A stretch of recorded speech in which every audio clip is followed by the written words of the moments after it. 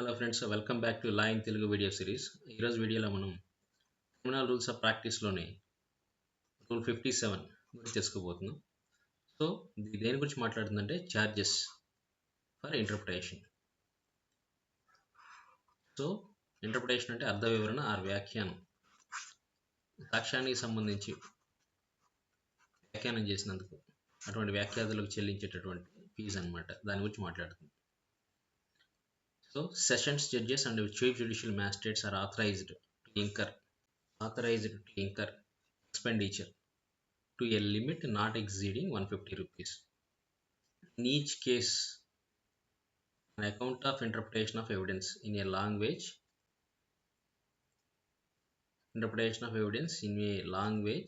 not understood by the accused or in a language other than the language of the court and not understood by the advocate of the accused or by the court, right?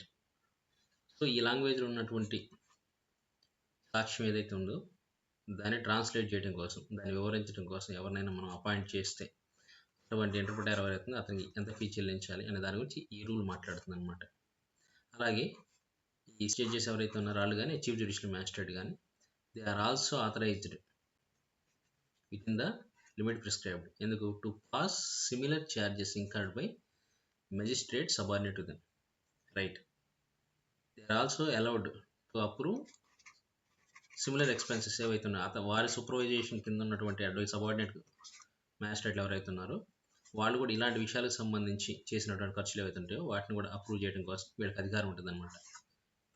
Chief judicial magistrate కానీ ఆ sessions judges కానీ అధికారం ఉంటుంది, right? అయితే మొత్తంగా ఎంత ఉన్నది?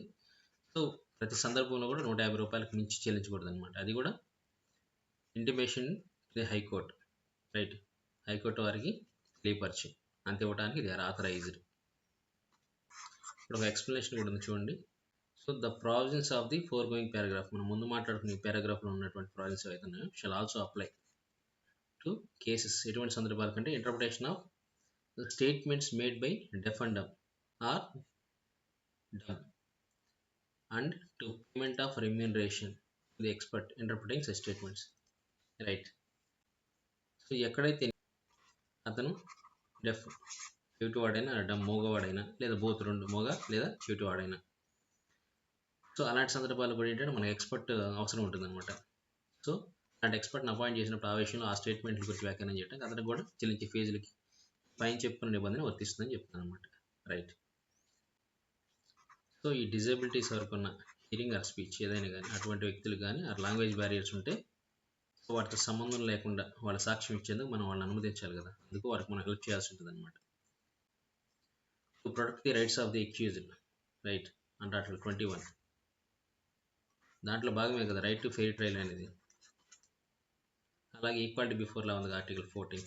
So వీటిని దృష్టిలో పెట్టుకొని ఇలాంటి రూల్స్ పెట్టడం జరిగింది, 56 or 57.